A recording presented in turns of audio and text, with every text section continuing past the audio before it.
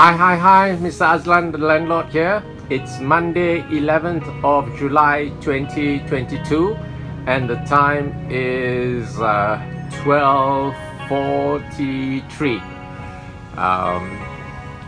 43 minutes past 12 in the afternoon, and I'm about to have my lunch.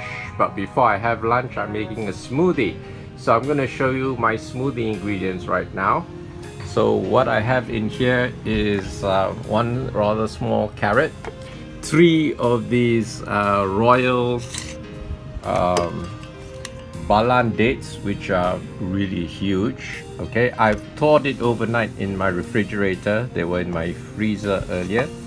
And I've got a piece of curry left over from a salad I made, so I thought I'd just throw it into my smoothie. I'm going to use 1 navel orange here, and maybe half what do you call it, half